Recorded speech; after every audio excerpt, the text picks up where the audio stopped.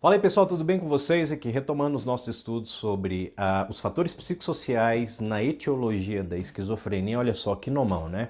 Basicamente, quais são os fatores que são originados das relações interpessoais que causam a esquizofrenia? Então, um dos estudos que eu me baseio aqui para falar com vocês, que eu acho que é um dos mais interessantes que eu já tenho visto aí das últimas décadas, é o do Karl Ratner, quando ele vai fazer um compêndio, um apanhado aí desses fatores que ele encontrou na literatura e na sua prática profissional também, sobre como que se desenvolve na sociedade, ou vamos dizer assim, no sistema simbólico do ser humano, a esquizofrenia. E um dos fatores que ele encontrou, que eu acho muito importante, também um dos mais polêmicos, tem a ver com a questão do desemprego. Ele vai apontar um conjunto de autores, alguns eu acho muito interessantes aqui para citar para vocês, dos quais há uma relação entre esse fator econômico e o desenvolvimento de uma deterioração afetiva e cognitiva, que nesse caso é a esquizofrenia. Então, o primeiro autor que ele cita é Brenner, que em 1973 faz um apanhado da literatura. Ele vai fazer um estudo aí que cobre cerca de 127 anos, que é de 1840 até 1967. Então, nesses 127 anos, ele analisou o que a literatura científica daquela época já dizia sobre isso. E ele vai encontrar um achado interessante que faz com que ele afirme que rupturas econômicas muito profundas acabam por alterar a ordem social das comunidades que estão envolvidas nesses períodos de crise econômica, e isso em si afeta o psiquismo humano, no caso, na construção de um comportamento esquizofrênico, certo? Então, este estudo foi reforçado por Lin em 1981, que vai afirmar que após crises econômicas é comum que haja alta demanda das internações psiquiátricas. Então isso é um dado interessante, e vários outros autores aí vão se debruçar sobre essa polêmica aí dessa relação. Murilo, então quer dizer que toda pessoa desempregada, ela corre o risco de ter esquizofrenia? Não, não é isso que a literatura aponta. Este é um dos fatores que é um fator presente na questão do risco da esquizofrenia. Não quer dizer que ele é o grande fator, não quer dizer que ele é o fator determinante, até porque nessa série de videoaulas nós estamos estudando que a esquizofrenia, como um fenômeno complexo, ele é multicausal, ele é multideterminado, certo? Então, somente um único fator não explica a construção de um comportamento esquizofrênico. Mas eles vão encontrar uma correlação sim grande na questão do desemprego, na questão especificamente voltada à esquizofrenia. E o mais interessante é que não são somente esses fatores aí, esses estudos antigos que vão encontrar relação entre emprego e saúde mental.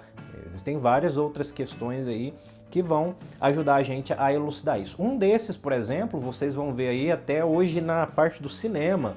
Nós temos a história clássica da Nise Silveira, né, que foi uma grande médica brasileira, uma grande psiquiátrica, que fez um trabalho belíssimo na área da terapia ocupacional, vamos dizer assim, com os seus internos, com aquelas pessoas que estavam ali na época de um modelo de hospitalização, né, estavam internadas em sanatórios, em hospícios, hospitais psiquiátricos. Então ela foi uma das grandes pioneiras no Brasil na introdução da terapia pelo trabalho.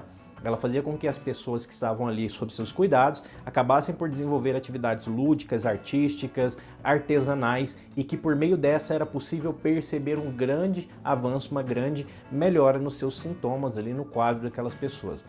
2 enfermeiros no Brasil também vão fazer um estudo em 2006, que é Durão e Souza, e eles vão encontrar um número interessante, que após um ano de acompanhamento psicoterapêutico e de medicalização dessas pessoas, elas vão relatar, 40% delas vão relatar, desse grupo que elas fizeram o estudo, relatam a melhora em todos os sintomas esquizofrênicos. E 50% dessas pessoas, pelo menos, vão relatar melhoras nos sintomas positivos da esquizofrenia, como por exemplo um delírio, uma alucinação, coisas assim que aparecem no ambiente sem que elas estejam de fato presentes ali para outras pessoas, vamos dizer assim, né?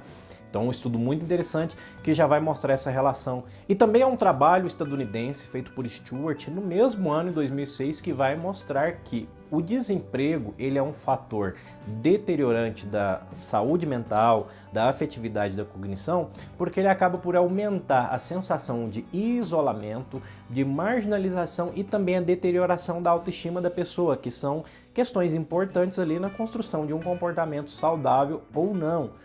Então, por mais que sejam estudos aí, talvez um pouco polêmicos, porque eles vão tocar em si em questões relacionadas à atividade laboral, à questão da ocupação das pessoas, mas o que a literatura científica nos aponta é que, de fato, o emprego ele tem um fator fundamental na proteção da saúde mental das pessoas. Uma das questões quer dizer, não necessariamente em si pelo aspecto financeiro, pelo aspecto do reforçador diferencial de outras respostas, vamos dizer assim, o dinheiro.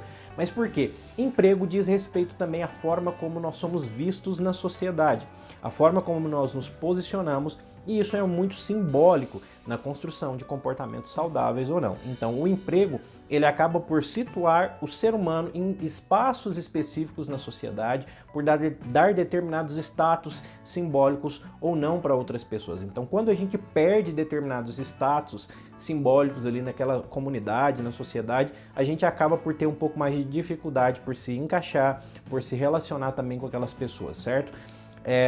Obviamente existe uma relação sobre depressão, por exemplo, e desemprego, mas esses estudos mesmo que eu pontuo para vocês e alguns outros que vocês podem encontrar aí em redes de busca, vão dizer também que há uma relação entre a construção de um comportamento esquizofrênico e o desemprego, certo? Como já disse para vocês uma vez, não quer dizer que toda pessoa desempregada vai ter a possibilidade iminente, né, de desenvolver esquizofrenia, isso não tem nada a ver. Mas quer dizer que grande parte das pessoas que acabam por desenvolver o comportamento esquizofrênico tem um aspecto econômico, tem um aspecto laboral também envolvido, ok?